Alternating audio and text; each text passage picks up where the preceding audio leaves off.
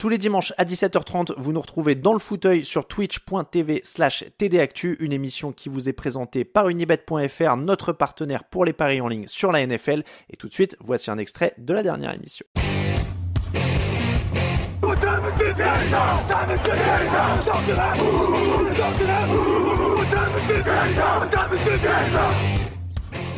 Le thème de la semaine, Kevin, ce sont les trophées de la saison 2024 sur le fauteuil. Alors, il y a quelques semaines, il y a même quelques mois, on a fait des débats sur le MVP. Il y a quelques mois, on disait Patrick Mahomes ou Josh Allen pour le titre de MVP. Bon, après la saison, Patrick Mahomes, on peut déjà le rayer de la liste. Il n'a même pas été élu All-Pro, hein, les équipes All-Pro qui sont sorties il y a quelques jours.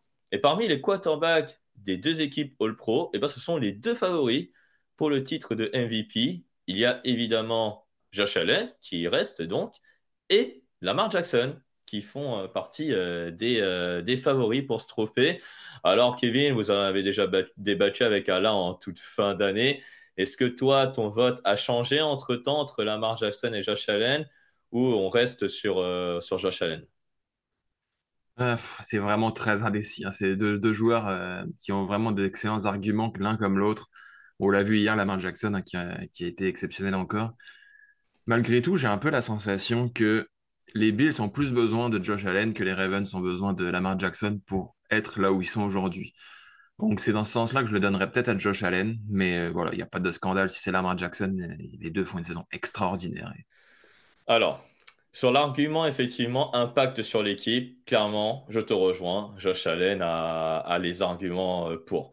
D'ailleurs, les statistiques le montrent, hein, 3731 yards, 28 touchdowns, 6 interceptions c'est en 2024, plus 531 yards à la course, 12 touchdowns pour lui, ce qui fait donc 40, si je sais bien compter, au nombre de touchdowns. Mais Lamar Jackson, c'est là où le débat peut-être peut exister, c'est qu'en termes statistiques, c'est plus impressionnant que lors de ces deux saisons auxquelles il était MVP. Il suffit juste de regarder les chiffres. Il n'a jamais été autant précis. 66%, 4172 yards, 41 touchdowns, 4 interceptions, plus 4 touchdowns à la course, qui fait 45 touchdowns également. C'est vrai que, voilà, Lamar Jackson, il a peut-être moins d'impact sur le succès des Ravens parce qu'il y a Derrick Henry à côté de lui. Est-ce que c'est ça qui va le faire perdre, entre guillemets, dans la course au MVP? Ou alors c'est parce que, tout simplement, il y a aussi le bilan en termes de victoire-défaite en saison régulière qui jouerait en sa défaveur. Ouais, il y a pas mal de choses. C'est vrai que le bilan peut jouer un peu en sa défaveur. Le fait aussi que finalement Josh Allen a joué un match de moins, il a joué un snap la semaine dernière avant de sortir. Ouais, Évidemment, ça a aidé aussi Lamar Jackson à faire un peu plus de stats. Bon, c'est ça. il y a quand même un bel écart au niveau statistique entre les deux. Comme je dis, Lamar Jackson fait une saison extraordinaire qui mérite aussi d'être MVP. Et tu as raison, il fait Mhm. une bien meilleure saison que ces deux saisons où il a été Oui, élu oui. MVP. Oui. Mhm. Donc, ça serait difficile aussi de pas lui donner. Malheureusement, il peut y avoir qu'un vainqueur, même si on aimerait qu'il y en ait deux cette année. Voilà, on aimerait qu'il y en ait deux. Et donc, on va faire un petit sondage, Camille, justement, c'est pour ça qu'on vous donne la parole du côté du fauteuil. Qui est le MVP cette saison pour vous? Lamar Jackson, pardon, ou Josh Allen? C'est le moment dans le chat de voter en masse, voilà, pour votre préféré. Mais, euh, mais oui, c'est une course qui va être exemplaire. Tu le fais en plus, la course au MVP, tous les jeudis, l'article sur la course au MVP, hein, sur TD Actu. Mais voilà. Alors oui, c'est ce que je disais, hein, le Gon, hein, sur le chat qui dit si Allen est MVP, ce n'est pas sur la question des stats, mais sur l'apport dans son équipe. Oui, c'est ce qu'on disait. C'est ce qu'on disait. C'est la plus-value de l'équipe. C'est pour moi, c'est le critère numéro un pour euh, De, pour décerner le MVP. Ouais, vas-y, Kevin. de toute façon, MVP, littéralement, ça veut dire le joueur qui a le plus de valeur. Hmm. Donc, Ouais, en soi, clairement. Hmm. c'est la définition même. C'est le premier critère à regarder, c'est l'impact sur les résultats de l'équipe. Et celui de Josh Allen, je pense, est plus important que celui de Lamar Jackson. Voilà. Donc on va pas insister. De toute façon, vous le saurez dans quelques jours, quelques semaines, qui est le MVP. Dans les deux cas, il pourrait y avoir peut-être un mini débat, un mini scandale, mais les deux le méritent clairement pour plusieurs raisons. en tout cas ce titre de MVP, donc entre Lamar Jackson et Josh Allen. Donc Mais, toi, peu- tu dirais effectivement Josh Allen. Ouais, vas-y. Ouais. mais petite indication pour le All-Pro, c'est Lamar Jackson qui a été élu titulaire Voilà. face à Josh Allen. Donc attention, Ouais. peut-être qu'il y a une petite indication aussi, un petit indice à trouver dans ce choix-là. Ouais, ça, c'est un peu. C'est une indication, on va dire. Ouais. C'est le quarterback a été dans la première team All-Pro. 90-95%, ce quarterback a été élu MVP de la saison régulière. Voilà. Donc, c'est un indice, effectivement. Donc, première équipe All-Pro, Lamar Jackson, quarterback. Deuxième équipe All-Pro, Josh Allen, quarterback des Bills de Buffalo. Tiens, Kevin, question de Fantôme. Bonne question. Est-ce que Derrick Henry peut autant courir sans l'impact que Lamar a sur la défense, sur les feintes et la pression qu'il met? Bah, il l'a fait aux Titans.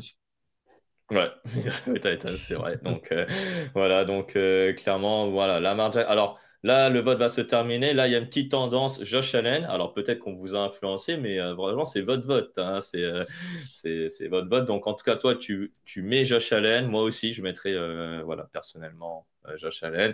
Dans la rédaction, il y a plus effectivement de Josh Allen que de Lamar Jackson, mais ça reste tout de même, je pense, du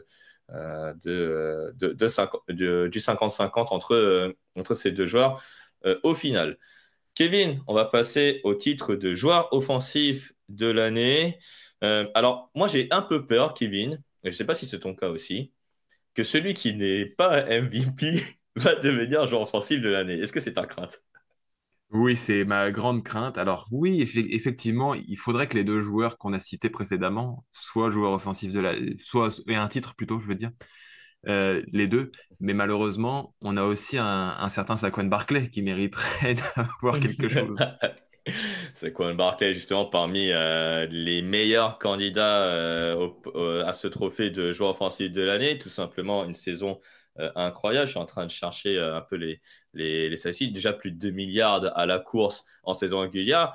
Une barre qu'il n'a jamais franchie lorsqu'il était aux Giants de New York. Mais surtout, c'est 13 touchdowns à la course et 2 touchdowns aussi à la réception. Une saison incroyable de la part du running back des Eagles, Kevin. Ouais, une saison incroyable. Là aussi, hein, c'est une saison de potentiel MVP, hein. Adrian Peterson l'avait obtenu pour une saison à peu près similaire en 2012 de mémoire. Oui, c'est ça. Euh, mais oui, c'est une saison extraordinaire. Il a porté Philadelphie sur ses épaules, là où peut-être Jalen Hurts a un poil déçu éventuellement sur cette saison. Saquon Barkley, lui, a porté cette attaque. Et ouais, une saison à 2 milliards, ce serait une catastrophe qu'un joueur à 2 milliards à la course ne remporte aucun trophée individuel. Ouais, et tu vois, on revient un peu à la question d'avant. C'est si Lamar Jackson et Josh Allen n'ont pas le titre de MVP, vu que le quarterback fait partie de l'attaque, d'une attaque NFL, franchement, ça serait quand même dommage de dire que Lamar Jackson ou Josh Allen remportent ce trophée. Ça serait un peu la consolante, non? Ouais, et puis malheureusement, c'est la vieille tradition en NFL de donner le joueur offensif de l'année à finalement celui qui n'a pas été élu MVP. Ça pourrait être le cas cette année. Ouais, ça pourrait être le cas et je crains que ça va être le cas. Enfin, enfin, ça me chagrinerait un peu si ce cas arriverait. Mais sinon, oui, il y a Eda Kram qui le dit très bien. Chase devrait être dans la discussion, mais Barclay va l'avoir. Oui, Kevin, Jamar Chase, effectivement, est bien dans la discussion. 175, 127 réceptions, 1708 yards et surtout 17 touchdowns, tout simplement la triple couronne pour Jamar Chase. Cooper Cup a été élu joueur offensif de l'année, il me semble, avec en qualité de triple couronne en tant que receveur. Jamar Chase, malheureusement, il a l'air en dessous.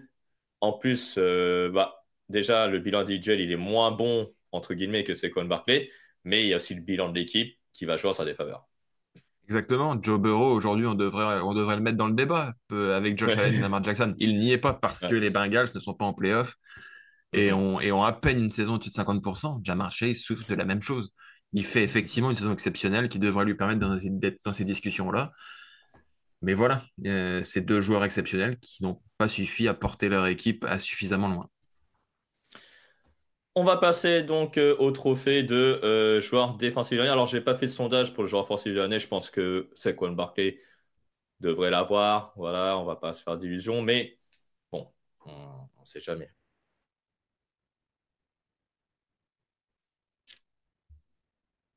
Oups. La caméra Alors, a dit on a perdu Niti. de mon côté. Voilà, je crois que je suis de retour. Oui, Voilà, ça y est. effectivement. Désolé, voilà. Ça y est, j'ai perdu. Donc, en fait, j'étais en train en fait de regarder les prétendants pour le joueur défensif de l'année, en fait, Kevin, parce que là, il y a des débats qui peuvent être sujets donc, dans ce trophée. Donc, on a plusieurs joueurs candidats. On a le cornerback des Broncos, Patrick Surtain de Sagan, qui a fait une saison assez énorme quand même et qui a mené, enfin qui est un des hommes en tout cas des Broncos pour aller en playoff. Et puis il y a également celui qu'on a cité malheureusement en termes négatifs dans le résumé, c'est TJ Watt également qui est cité parmi les favoris. Ouais, TJ Watt, il n'est pas sur la photo, mais en tout cas, on a Patrick Surtain de Sagan qu'on voit ici à l'image. Patrick Surtain, Kevin, est-ce qu'il le mériterait au vu de la saison des Broncos déjà collectivement, mais aussi individuellement? Oui, bien sûr, hein, les Broncos qui sont une des belles surprises de la saison. Et Patrick Surtain, évidemment, est le joueur central de cette grosse défense. Voilà, il est exceptionnel. En plus, avec les performances qui vient de sortir dernièrement, un retour, une interception et un retour de quasiment 100 yards pour le touchdown. Voilà, ça a marqué les esprits. Et oui, il est exceptionnel. C'est le meilleur cornerback de la ligue. Et il porte cette défense. 4 interceptions, un touchdown, donc un pick six, tu l'as dit. 11 passes défendues. Voilà, 11 passes défendues. Donc, c'est pas le meilleur dans ce domaine, mais quand même, 11 passes défendues. Et il a un vrai impact, surtout qu'il a limité des receveurs comme Jamar Chase, comme AJ Brown, voilà, des receveurs comme ça, à moins de 20 yards, on va dire, à la réception. C'est là où il a été très fort. Malheureusement, c'est jamais mentionné, on va dire, les yards des receveurs lorsqu'ils sont posés à des cornerbacks en un contre un. Est-ce que là, cette année, on va faire une exception avec Patrick Surtain de Sagan parce qu'en général, normalement, les défenseurs de l'année, on a surtout récompensé des pass rushers ces derniers temps. Ouais, c'est vrai, on a surtout récompensé des pass rushers, mais bon, cette année, les pass rushers sont peut-être un peu moins explosifs que les dernières saisons. Là, on a quand même un cornerback qui mérite d'être récompensé. Et c'est vrai que ça se poste, il faut qu'il fasse des très grandes saisons, mais ça a été son cas.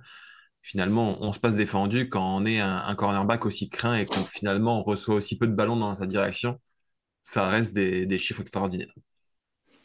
Alors, l'autre candidat, enfin les autres candidats qui pourraient avoir. Alors, on a TJ Watt qui a fait 11,5 sacs et 6 fumbles forcés. Et puis, on a aussi le meilleur pass rusher en nombre de sacs. C'est Trey Hendrickson, 17,5 sacs. Est-ce que les deux pass rushers peuvent menacer Patrick Surtain pour ce trophée de joueur défensif de l'année?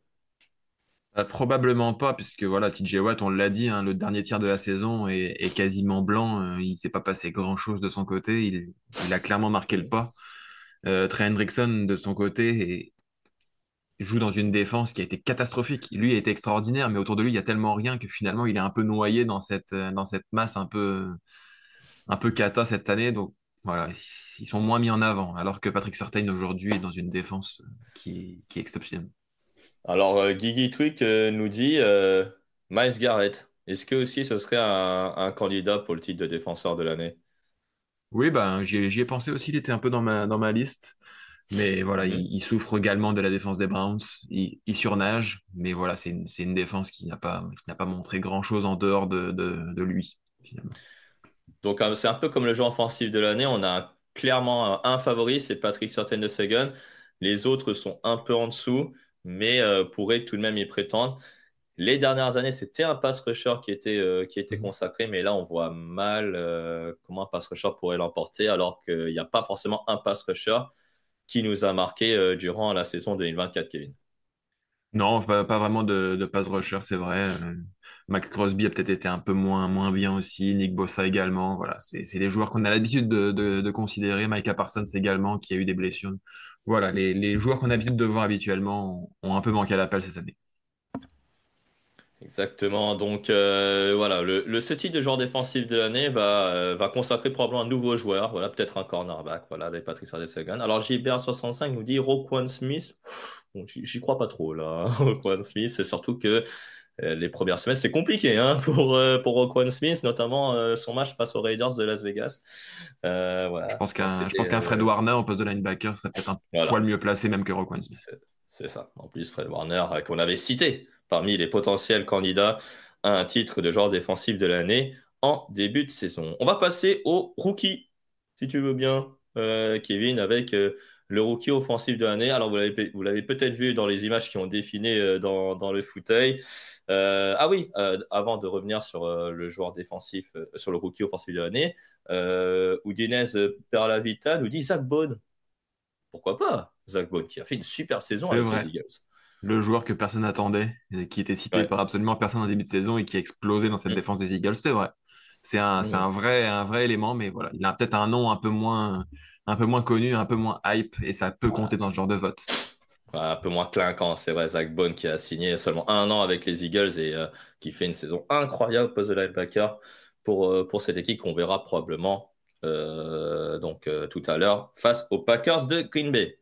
Donc on va passer au rookie offensif de l'année et il y a clairement un favori, Kevin, on va pas se mentir. C'est Jayden Daniels, le quarterback des Commanders. Ouais, Jaden Daniels, hein, qui a explosé cette année, littéralement, dans une équipe qu'on n'avait pas l'habitude de voir briller ces dernières années. Et oui, il est exceptionnel cette année. Il porte cette équipe en playoff. Il est bon à la passe, il est bon au sol, il est bon un peu partout. Et en plus, il n'a pas vraiment eu de grosses baisses de niveau, ce qui peut arriver à certains rookies à ce poste. Voilà, un joueur qui mérite vraiment d'être joueur offensif de l'année. Offensif de l'année, pardon. Rookie offensif de l'année et même il a été parfois cité parmi des prétendants au titre de MVP.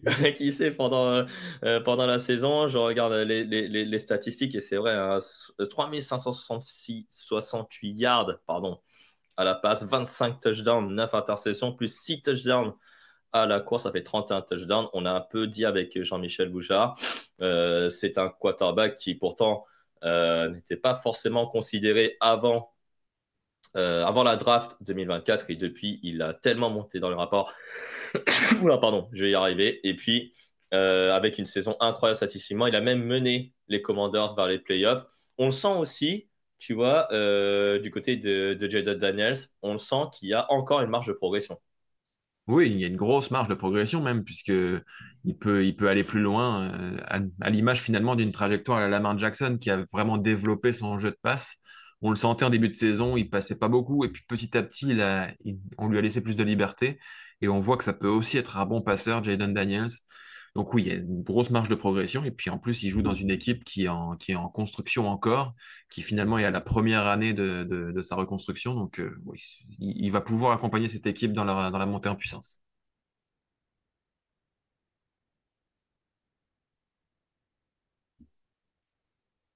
On a perdu le son, Niti.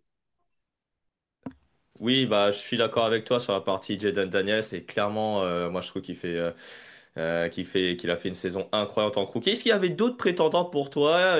Brock Bowers, notamment, le tight end des Raiders, qui déjà a battu le nombre de réceptions pour un tight end rookie, mais aussi au nombre de yards en termes de réception. C'est assez impressionnant, pardon, ce qu'a fait le rookie des Raiders. Qui vois-tu d'autre en plus de Brock Bowers?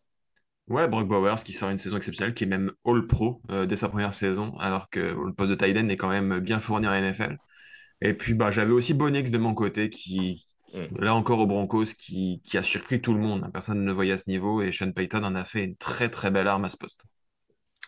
Voilà, donc Brock Bowers, Bonix, Jaden Daniels. Bon, probablement Jaden Daniels, vu la saison des Commanders. Bonix aurait pu être dans la discussion, mais la régularité, je pense, de Jaden Daniels devrait faire la différence. On va passer de l'autre côté du terrain, le rookie défensif de l'année. Et là, on va mettre un petit sondage hein, juste après nos candidats pour le titre de rookie défensif de l'année. Alors moi, j'en ai deux de candidats. J'ai Quinion Mitchell, le cornerback des Eagles de Philadelphie, et j'ai Jared Verse, le pass rusher des Rams de Los Angeles. Qui vois-tu en tant en tant que rookie défensif de l'année parmi ces deux joueurs? Bah, écoute, déjà, première chose, on a les deux mêmes. C'est un Ah, ça, bon c'est point. bien. Donc, on va peut-être faire Euh, un petit sondage d'ailleurs pour le chat hein, qui dit voilà, le rookie défensif de l'année, Quinion Mitchell ou Jared Verse. Voilà, le sondage va être lancé dans quelques secondes. Bah, vas-y, continue. ouais, bah, de mon côté, j'irais peut-être plus sur Jared Verse qui a fini la saison extrêmement fort. Il est vraiment monté en puissance toute la saison avec les Rams, une jeune défense des Rams en plus. Et ouais, finalement, on a un joueur qui est très marquant dans cette défense et ouais, je pense que il peut prendre le titre. Alors, Jared Verse, c'est 66 plaquages, 5 sacs, 2 fumbles forcés, 2 fumbles recouverts quand même. Donc ça, c'est très prometteur. Et puis, une nouvelle fois, j'ai envie de dire, pour la partie pour Quinion Mitchell, pardon, c'est un peu pareil que Patrick Surtain de Seguin. Il a été face à des receveurs confirmés qui sont plus âgés que lui et il les a tenus en respect, Kevin. Ouais, joueur vraiment très surprenant, hein. Et on avait des Eagles qui alignaient beaucoup de jeunes cornerbacks. Il y a Quinion Mitchell, il y a eu Cooper DeJean aussi qui a été beaucoup aligné dans cette défense. Et Mitchell qui s'est imposé tout de suite dans cette défense, qui a été très très bon, qui a limité beaucoup de grands receveurs. Donc oui, c'est un joueur très marquant et effectivement, il pourrait gagner ce titre aussi. 46 plaquages, 12 passes défendues pour Quinion Mitchell. Est-ce que ce qui va lui desservir, c'est qu'il n'a fait finalement aucune interception. Est-ce que c'est ça qui va le desservir et qui va peut-être le faire louper ce titre de rookie défensif de l'année? Malheureusement, ça se peut. Je trouve ça un petit peu dommage parce qu'on limite souvent les cornerbacks au nombre d'interceptions alors que finalement, c'est peut-être pas la chose la plus importante, hein. On l'a vu avec Trevon Diggs qui fait beaucoup d'interceptions et qui est un peu cata dans tout le reste de la palette d'un cornerback. Donc ouais, c'est un peu dommage, mais effectivement, les stats comptent beaucoup dans ce genre de vote et ça pourrait le desservir. Un autre joueur qui pourrait intervenir en plus des deux joueurs, puis après on verra le résultat du vote pour le rookie défensif de l'année parmi les auditeurs qui nous écoutent sur Twitch, c'est Jalen Cooper, le linebacker des Packers qui a été cité par Lamignos. C'est vrai qu'il a été mis tardivement en tant que titulaire, mais là depuis quelques matchs, et Jalen Cooper c'est devenu un vrai leader pour cette équipe des Packers. Ouais, un vrai leader et c'est vrai qu'on depuis quelques matchs, on voit quasiment que lui hein, quand on voit la défense des Packers. Voilà, mais c'est vrai que le réveil est peut-être un petit peu tardif. C'est pas de sa faute, tu l'as dit, il a été aligné un peu sur le tard. Mais oui, il aurait eu le niveau s'il avait joué depuis la première semaine. Malheureusement, ce sera pas le cas. Ouais, ce sera pas le cas. Donc, Jared Verse hein, est votre préféré. Voilà, 69% vote pour Jared Verse du côté des auditeurs de Twitch. Donc, pour ce titre honorifique de rookie défensif de l'année. Alors, Guy Twig nous mentionne Cooper de Jean. Pareil que Quinion Mitchell, il n'a pas forcément des stats ronflantes. Et puis, il y a aussi Cooper de Jean, il a fait quelques erreurs quand même hein, avec l'équipe des Philadelphia Eagles. Il n'a pas autant d'impact que Quinion Mitchell, surtout que Mitchell joue à l'extérieur. Donc, en cornerback et Cooper de Jean joue à l'intérieur. Enfin, on va terminer avec deux trophées, Kevin. D'abord, le titre d'entraîneur de l'année. Et là, on a deux favoris pour moi qui se détachent. Je ne sais pas si c'est les mêmes pour toi, mais en tout cas, moi, ce sont les deux favoris que je vois pour ce trophée d'entraîneur de l'année. Le premier, évidemment, c'est l'entraîneur de l'équipe championne de la conférence nationale saison régulière, c'est Dan Campbell, donc l'entraîneur des Lions de Détroit. Le deuxième, c'est l'entraîneur des Minnesota Vikings, Kevin O'Connell, qui a mené donc les Vikings. Alors oui, malheureusement, ils sont seed numéro 5 du côté des playoffs, mais à une des meilleures équipes nationales, à une des meilleures attaques du pays. Kevin, est-ce que Dan Campbell ou Kevin O'Connell sont les favoris ou est-ce que tu vois d'autres entraîneurs prétendre à ce trophée? Bah, il y a beaucoup de noms qui peuvent se détacher dans ce vote. J'ai l'impression que sur ce trophée, souvent, on récompense un entraîneur qui a mené une équipe un peu inattendue. Dans ce truc-là, Dan Campbell est peut-être un peu est peut-être un peu Oui. moins bien placé, puisque finalement, on attendait les Lions très très haut. Il a finalement donné raison aux gens. C'est un peu moins le cas pour Kevin O'Connell, qui lui a créé quelque chose d'assez dingue avec les Vikings. C'est un peu le cas aussi avec Jim Harbaugh aux Chargers, ou Sean Payton aux Broncos, Dan Quinn aux Commanders, ou McDermott aux Bills. Mm. Voilà, c'est des coachs qui finalement ont amené des équipes qu'on n'attendait pas nécessairement en playoff ou un peu en difficulté, qui les ont amenés très très loin dans cette saison. Peut-être qu'eux pourraient prendre davantage sur Dan Campbell. Alors, je regarde l'entraîneur de l'année l'an dernier, c'était Kevin Stefanski, l'entraîneur des Browns de Cleveland. Et puis, il y a 2 ans, c'était Brian Daboll, qui était également l'entraîneur de l'année côté des New York Giants. Beaucoup là dans le chat, la cite Dan Campbell. Dan Campbell tous les jours, record de victoire de la franchise. Il sait ce qu'il veut, Dan Campbell. Il a su garder son coaching style et vraie identité des Lions. Tu l'as dit, ce trophée, c'est vrai, c'était un peu la définition qu'on a fait ces dernières années. C'est l'entraîneur de l'année, c'est maintenant l'entraîneur qui va faire rebondir une franchise. Voilà, si je reprends tes propos et si je synthétise un peu. Mais là, ce sont 2 entraîneurs qui finalement sont dans une logique de victoire par rapport à la saison dernière. Donc, si on prend ta définition, peut-être qu'un entraîneur comme Sean Payton peut être dans la discussion. Ouais, bien sûr, Sean Payton avec les Broncos qu'on n'attendait pas à pareille fête. Il sortait d'une saison un peu catastrophique, hein, avec Russell Wilson en quarterback. Et là, Sean Payton a vraiment imposé sa patte, sa vraie patte, avec un jeune quarterback qu'il a pu former comme il le souhaitait. Et oui, effectivement, Sean Payton a fait quelque chose de fou aux Broncos en les emmenant aussi loin et peut-être encore plus loin. Voilà, peut-être encore plus loin. Alors, bon, là, je vais pas lancer un sondage, mais pour toi, l'entraîneur d'année, ce serait qui? Dan Campbell, Sean Payton, Kevin O'Connell, donc un autre? Je pense que ça pourrait être Kevin O'Connell parce qu'il a emmené les Vikings plus loin qu'on pensait et il leur a donné un des tout meilleurs bilans de la ligue aussi. Donc, il réunit un peu ces deux choses-là. Mais bon, sur la qualité pure de coach, Dan Campbell me paraît mieux placé. Ouais. Je pense que le record de victoire de la franchise des Lions en une seule saison va peut-être Ah, peut-être, faire oui. pencher la balance pour, euh, pour Dan Campbell du Texas. Je rappelle que Dan Campbell, sa première saison aux Lions, c'était, il me semble, une victoire ou 3 victoires, je sais plus. Je crois trois victoires. Et la deuxième saison, il commençait avec une victoire et 9 défaites pour terminer avec 7 victoires, 9 défaites, et puis ensuite 2 saisons dans le positif. C'est plus pour récompenser, voilà, la résilience peut-être, si c'est Dan Campbell. Je sais pas pour toi si Oui. c'est un peu Bah comme oui, ça. comme quoi, il faut pas toujours se jeter sur le coach et le virer dès la première saison, même quand ça va pas bien. Hmm. Des fois, faut laisser du temps à son coach. Coucou les New England Ouais. Patriots. Ouais. Coucou les New England Patriots par rapport au début d'émission où Mike Vrabel, je rappelle, pour ceux qui viennent de nous rejoindre et qui ont vécu dans une grotte durant 5 heures, et qui est donc le nouvel entraîneur des Patriots de Nouvelle-Angleterre, Mike Vrabel. Donc, c'est tombé il y a à peine quelques heures. Voilà, pour ceux qui écoutent sur Twitch et pour ceux qui écoutent le podcast dans quelques heures, bah, voilà, donc Mike Vrabel, nouvel entraîneur des Patriots. Et puis enfin, alors le dernier trophée, Kevin, alors là, je vais définir la définition de ce trophée. Euh, Ça s'appelle le Comeback Player of the Year, donc je sais pas comment on va dire en français, mais je sais Retour de pas, l'année. retour de l'année, ouais, j'en sais rien. Bon, enfin bref. Alors, la définition d'après la NFL, là je vais traduire en français, hein. Alors, maladie, blessure physique ou autres circonstances qui l'ont amené à manquer du temps de jeu la saison précédente. Voilà, c'est le joueur qui a eu une maladie, blessure physique ou autres circonstances qui l'ont amené à manquer du temps de jeu la saison précédente. Par opposition aux joueurs ayant des performances, on va dire, où ils ont ressuscité, ou alors qu'ils reviennent à un niveau acceptable, on va dire un niveau de All-Star, peut-être de All-Pro plutôt, alors qu'ils étaient mauvais.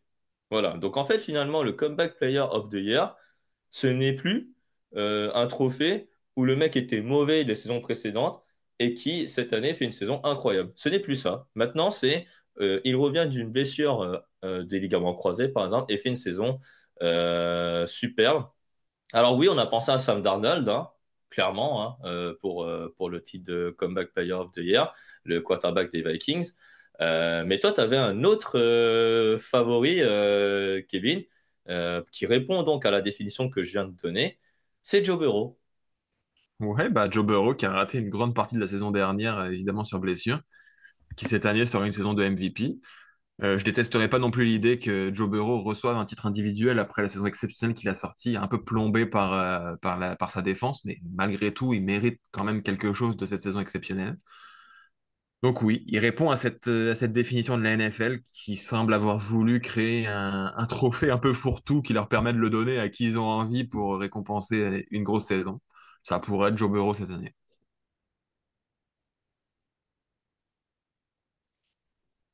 On n'a pas dû le son, Nitti. Alors, il y a d'autres dans le chat qui ont pris la définition à la lettre, on va dire. Alors, Irat 1979 a pensé à Ricky Pearsall. Bah oui, hein, parce qu'il a reçu une balle dans la poitrine, malheureusement, en début de saison. Mais bon, c'est un peu léger, peut-être, pour être le comeback player Il of a the pas arrêté year. il a pas arrêté de temps de jeu, il a pas arrêté de temps de jeu l'année Ouais, dernière puisqu'il était ouais. à l'université. Voilà, exactement en plus. Donc c'est pas vraiment ça. Il est même donc inéligible. Alors Tréma, je te dis, Sam Darnold n'avait pas été annoncé inéligible. Alors j'ai pas vu ça. Non, J'ai pas vu ça. Non, il est. Tout le monde est éligible hein, à ce trophée hein, de Comeback Player of the sauf Year. les C'est rookies, juste évidemment. que voilà.